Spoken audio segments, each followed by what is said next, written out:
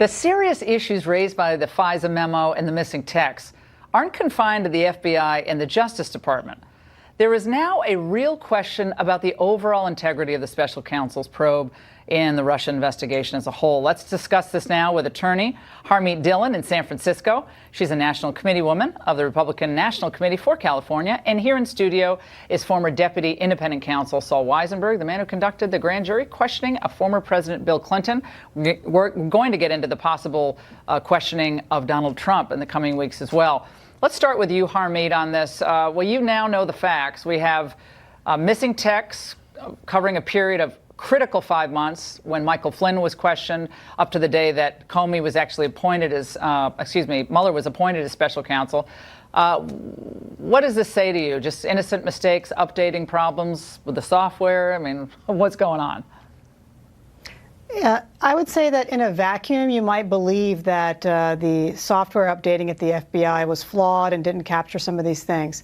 But in the grand context of what's been going on in this situation, and we have revelation after revelation after revelation, when the FBI actually found out about Strzok's behavior in the affair between him and Lisa Page back in July, to me as a lawyer, it's shocking that the United States Marshals didn't go in right away to seize the devices of both of these FBI employees to find out what was on them. I mean, you can't take their word for it, given their breach of the rules.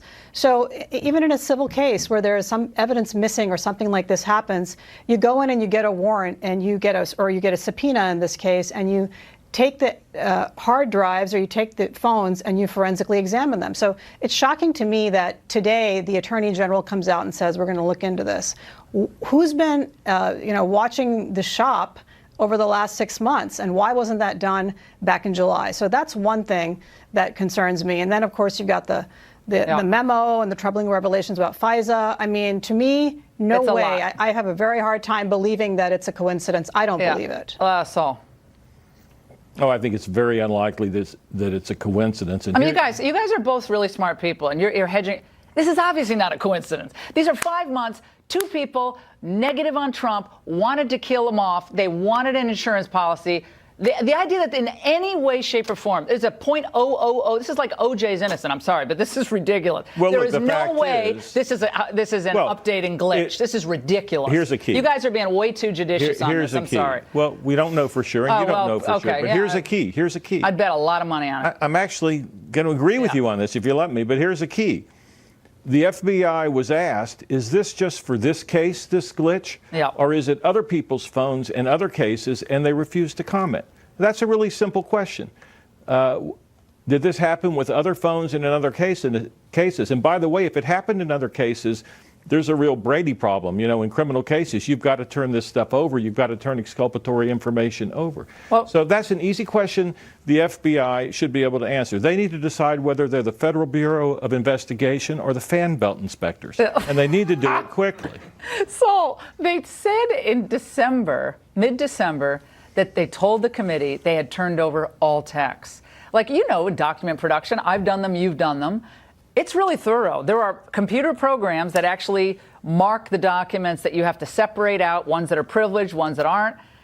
And how do you, tell them, oh, we've sent it all over, and then, this 2 days ago, oh, well, by the way, 5 months are missing. It just happens to be the two most controversial people, other than maybe Andrew Weissman. Well, have you ever been involved in FOIA litigation with the DOJ? They do that all the time. All the time they go into judges and say, after having said under oath, we've provided you everything, gee, we screwed up. So let's talk about Trump maybe being questioned by Mueller. What do you make of this? And it's a good idea for him to be questioned. You have Roger Stone said it would be cataclysmic. It's a trap. He shouldn't go. But what's the alternative? You know, when you originally asked me about this, I said that if it was a normal client, you would never let him be interviewed. And if they subpoenaed him, you would take the fifth.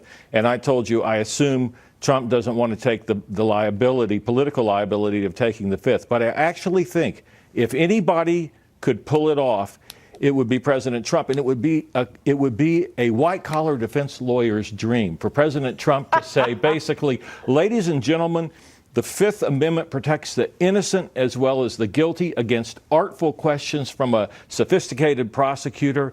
And I am innocent, but I am going to exercise my constitutional right, which every criminal defendant has and should exercise. He'll also say, Harmeet, right, that this whole thing has been a circus, totally tainted. This whole thing is the fruit of the poisonous tree, and I'm not gonna give you the rope to hang me with. I mean, I guess he could say that. Politically, maybe you could play it both ways with the base, but what are your thoughts? Well, it would be a high-risk strategy, but as Saul said, if anybody could pull it off, the president could do that. And, he has the ultimate authority, and he's the head of this government. So, the political calculations, though, he has a lot of things he needs to get done here, and we know how the Democrats are going to react to that. So I'm sure he's getting able counsel. I certainly hope he is on that issue. But I've got to say, back to the investigation itself, it appears to be corrupt at many levels. And that disturbs me, and it's really undermining. No, okay. Saul doesn't think it's corrupt, and Saul and I have been going round and round on this for how many months now? 3 months. So good to see you in person, by the way. Yeah, likewise. So nice to see you in person. But if you're talking about by the investigation, if you mean the Mueller investigation, I see virtually no evidence that it's corrupt. I think he's a totally honorable person, and he's not free of having made some mistakes, but that's the way it goes. Everybody makes mistakes. I didn't say Mueller was corrupt. I said the investigation was corrupted, and it absolutely is. I stand by that. Yeah, which investigation are you talking about? The Mueller investigation and all of the people with conflicts of interest in it, and all of the people with disappearing evidence that we've just seen today, and the lack of accountability. I think that's shocking. That's not the Mueller. That's not part of the Mueller investigation. They worked on the Russia investigation. Yeah, but the missing texts are not well, they're people. Yeah, well, it's the same people. It's the same people. It's amazing. I've got to say, we're out of time, guys. But it's amazing. There are only like 3 people who do all the interviews. Like, why not spread around some of the love to the other poor investigators who are working on really boring cases? We'll have you back as this moves forward, especially perhaps with Trump talking behind closed doors or not. Maybe you did yours on camera with President Clinton, correct? We did. It was kind of a historical accident. Absolutely. And guys, have you heard that, by the way, Hollywood, after everything that's happened with Weinstein and so forth,